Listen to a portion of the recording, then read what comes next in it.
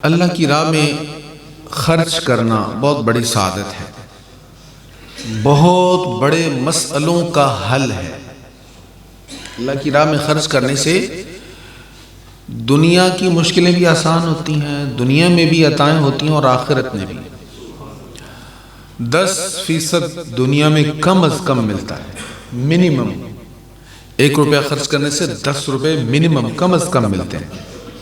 زیادہ کتنے ملتے ہیں اس کی حد کوئی نہیں، اور 70% آخرت میں ملتے ہیں۔ اور آپ بارہا سن چکے ہیں کہ جہاں 70 کا ذکر ہوتا ہے نا، تو 70 سے مطلب 70 نہیں ہوتا، 70 کا مطلب ہوتا ہے بہت زیادہ۔ جیسے ہم اپنے محاورے میں کہتے ہیں نا، جو چیز کثرت سے ہو تو ہم کہتے ہیں یار 70 بار ایسا ہو چکا، 70 بار اس کو سمجھایا۔ ایسے ہی یہ 70 کا جملہ بھی جو ہمارے عام روزمرہ میں استعمال ہے، ایسے ہی حدیث میں ہے۔ تو جہاں 70 کا ذکر، یعنی حضور نے فرمایا اللہ اپنے بندوں کے ساتھ 70 ماؤں سے بڑھ کر محبت کرتا ہے۔ اب اس کا مطلب یہ نہیں کہ 70 مائیں جتنا پیار کرتی ہیں اتنا پیار کرتا، نہیں، اتنا زیادہ پیار کرتا ہے، اتنا زیادہ پیار کرتا ہے تم شمار نہیں کر سکتے۔ تو حضور نے آخرت کے بارے میں فرمایا 70 گنا اس کو اجر ملتا ہے۔ اچھا، یہ اجر کے لیے ہم خرچ کرتے ہیں۔ کچھ لوگ خرچ کرتے ہیں کہ یار دنیا کی مشکلیں یہ آسان ہو جائیں گی، مصیبتیں ٹل جائیں گی، بلائیں ٹل جائیں گی، آسانیاں ہو جائیں گی، تو یہ سب کچھ ہوتا ہے۔ لیکن صدقہ کے بھی کچھ آداب ہیں، اس کے بھی مینرز ہیں۔ قرآن کریم نے ہمیں سکھائے ہیں کیسے خرچ کرنا ہے، کہاں خرچ کرنا ہے، اور کہاں خرچ کرنا زیادہ بہتر ہے۔ سورہ بقرہ میں یہ تفصیل کے ساتھ مضمون بیان ہوا ہے، اور اس کا آغاز آیت نمبر 261 سے ہو رہا ہے۔ 261 سے لے کر پھر تقریباً 2 رکوع میں یہ آیات موجود ہیں، جس میں یہ آداب بیان کیے گئے اور احکام بیان کیے گئے، اور وہ صورتیں بیان کی گئی جن سے صدقہ کر کے بھی انسان کے ہاتھ کچھ نہیں آتا۔ اس نے کروڑوں کا صدقہ کر دیا اللہ کی راہ میں، لاکھوں کا صدقہ کر دیا، اپنا مال خرچ کر دیا، لیکن اس کو فائدہ کچھ نہیں ہوا۔ تو یہ یہاں پر مضمون بیان بڑا اہم ہے۔ میں مختصر اس کی تفسیر کروں گا اور کچھ آیات کا ترجمہ کر دوں گا۔ مثل الذين ينفقون أموالهم في سبيل الله كمثل حبة أنبتت 7 سنابل في كل سنبلة 100 حبة واللہ یضاعف لمن یشاء واللہ واسع علیم۔ جو لوگ اللہ کی راہ میں اپنے مالوں کو خرچ کرتے ہیں، ان کی مثال اس دانے کی طرح ہے جس نے 7 ایسے خوشے اگائے کہ ہر خوشے میں 700 دانے ہیں، اور اللہ جس کے لیے چاہے ان کو دگنا کر دیتا ہے، اور اللہ بڑی وسعت والا، بہت علم والا ہے۔ تو یہاں پر بیان یہ ہوا کہ جس نے اللہ کی راہ میں خرچ کیا، اس کی مثال اس دانے کی طرح ہے۔ ایک دانہ ڈالا، اس دانے سے کمپلیں پھوٹی اور 7 خوشے نکل آئے، اور ہر خوشے میں، ہر بالی میں، ہر سٹے میں 100 دانے ہیں۔ ڈالا ایک تھا، نکلے 7 خوشے، ہر خوشے میں 100 ہیں، تو ایک دانے سے 700 دانے بن گئے۔ فرمایا اللہ کی راہ میں خرچ کرنے کی مثال ایسے ہے کہ ایک سے 700 نکلیں گے، 700 گنا ملے گا۔ یہیں پر بس نہیں ہے، فرمایا واللہ یضاعف لمن یشاء، اللہ جس کے لیے چاہے اس کو بھی دگنا کر دے، ایک دانے کے 1400 دانے بن جائیں۔ یہیں پر بس نہیں ہے، واللہ واسع علیم، اللہ تعالیٰ وسعت والا، علم والا ہے، وسعت والا۔ وسعت والا کیوں کہا؟ مفسرین فرماتے ہیں اس لیے کہ 1400 پر بھی اکتفا نہیں ہے، یہیں پر بات ختم نہیں ہے۔ اللہ اس میں اور برکت ڈال دے تو یہ اور زیادہ بڑھ جاتا ہے۔ اچھا، یہ بڑھتا کیسے ہے؟ اس مضمون کو ہم پہلے بھی بیان کر چکے ہیں، لیکن اور انداز سے اس پر بات ہوئی تھی۔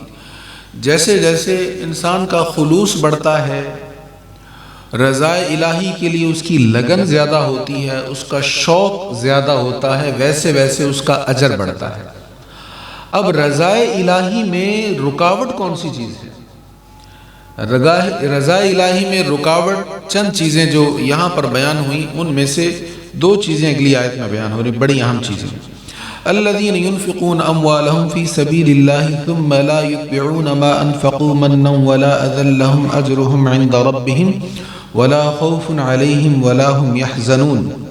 جو لوگ اللہ کی راہ میں اپنے مال خرچ کرتے ہیں، پھر جو کچھ خرچ کریں اس پر نہ احسان جتاتے ہیں نہ تکلیف پہنچاتے ہیں، ان کے لیے ان کے رب کے پاس ان کا اجر ہے اور نہ ان پر کچھ خوف ہے اور نہ وہ غمگین ہوں گے۔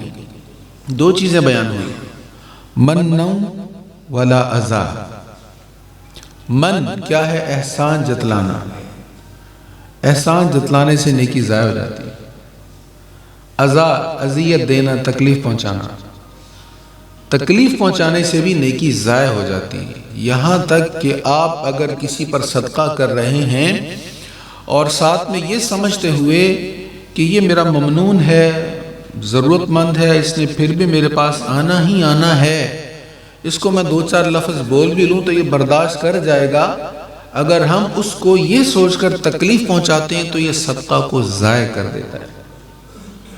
ایون کہ اگر آپ زکوٰۃ ادا کر رہے ہیں اور جس کو زکوٰۃ دے رہے ہیں اس کو آپ تکلیف پہنچا رہے ہیں تو وہ اپنی زکوٰۃ کو ضائع کر رہا ہے۔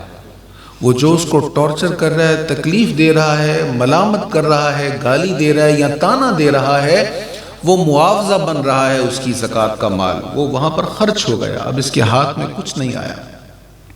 تو احسان جتلانا یہ بہت بڑا ایک نقصان دہ معاملہ ہے۔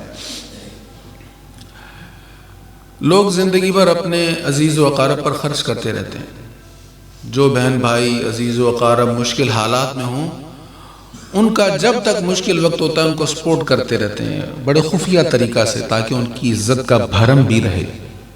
بڑی اچھی بات ہے، عزت کا بھرم بھی رکھتے ہیں، حیا بھی رکھتے ہیں۔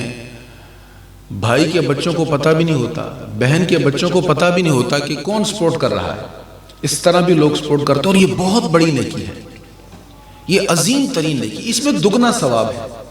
ایک تو صدقہ کرنے کا ثواب، دوسرا اپنوں کو نوازنے کا ثواب، اپنوں کو دینے کا، یہ دگنا ثواب ہے۔ نبی کریم علیہ السلام سے پوچھا گیا اپنوں کو دینے کے بارے میں، تو حضور نے فرمایا اس میں دوہرا ثواب ہے، ایک تو وہ جو صدقہ کیا ہے اس کا ثواب ہو گیا، دوسرا ذو رحم رشتہ دار کے ساتھ جو تم نے صلہ رحمی کی اس کا ثواب، تو دگنا ثواب ہے اس میں۔ اچھا ہوتا کیا ہے؟ خرابی کہاں سے آتی ہے؟ آپ نے زندگی کا ایک طویل عرصہ حسن سلوک کیا، محبت کی، خفیہ طریقہ سے سارا معاملہ کیا، مشکل حالات ان کے سدھر گئے، اب ان کے بچے جو ہیں وہ اپنے پاؤں پہ کھڑے ہو گئے، حالات بہتر ہو گئے۔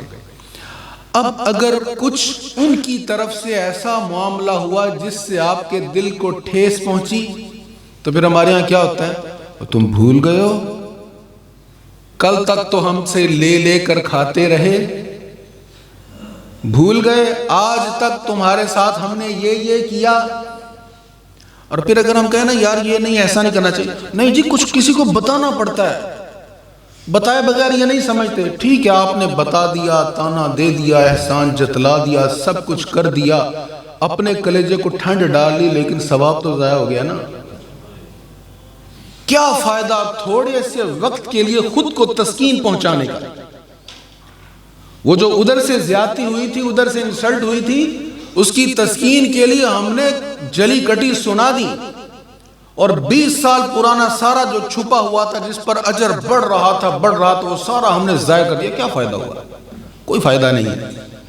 اس لیے ہمارے ہاں، ہمارے ادھر، میں ایسے بہت سارے واقعات میرے سامنے آتے رہتے ہیں باتیں۔ اچھا پھر وہ جو چند جملے ہوتے ہیں جب ہم یہ کہتے ہیں بھول گئے اتنے سال ہم نے آپ کو یہ کیا، اس کی جو تکلیف ہوتی ہے نا، وہ جس بہن کو سنایا ہوتا ہے، جس بھائی کو سنایا ہوتا ہے، مرتے دم تک ان جملوں کی تکلیف نہیں بھولتی۔ وہ لفظوں کی کاٹ بڑی ظالم ہوتی ہے۔ وہ جو ہمارے ایک جملہ نا کہ تلوار کا زخم بھر جاتا ہے، زبان کا زخم نہیں بھرتا، وہ زبان کے یہی زخم ہوتے ہیں جو اب ہم سارے خاندان کے سامنے عزت کا جنازہ نکالتے ہیں کسی کا۔ تو حضور پرنور صلی اللہ تعالیٰ علیہ وآلہ وسلم نے احسان جتلانے کی بڑی مذمت فرمائی، بہت منع فرمایا کہ کبھی احسان نہ جتلاؤ۔ ہمارے یہاں کہاوت ہے نیکی کر کھو میں ڈال، بھول جا کہ تم نے کیا تھا۔ ایسے دو، حضور نے فرمایا ایسے دو کہ ایک ہاتھ سے دو، دوسرے ہاتھ کو خبر بھی نہ ہو کہ کیا ہوا ہے۔ اور ہم اس کو یاد رکھیں اور یاد رکھ کر پھر آگے سنائیں تو اس سے قرآن کہہ رہا ہے اس سے ضائع ہو جاتے ہیں۔ اور پھر آگے اس کی مزید وضاحت کرتے ہوئے ارشاد فرمایا قول معروف ومغفرۃ خیر من صدقۃ یتبعها اذى واللہ غنی حلیم، لوگوں سے اچھی بات کہنا اور درگزر کرنا اس صدقہ سے بہتر ہے جس کے بعد تکلیف پہنچے، اور اللہ بے نیاز اور بہت بردبار ہے۔ فرمایا یہ جو تم نیکی کر کے کسی کو کچھ دے کر اس کو تکلیف دیتے ہو، اس سے بہتر ہے نہ دو، اس سے بہتر ہے نہ دو۔ ہاں اس سے بہتر کہ کسی کو دے کر اس کو تکلیف پہنچانا، اس سے بہتر ہے تم منہ سے اچھی بات کر لو، منہ سے اچھی بات کر لو، درگزر کر لو، معاف کر دو، یہ اس سے زیادہ بہتر ہے۔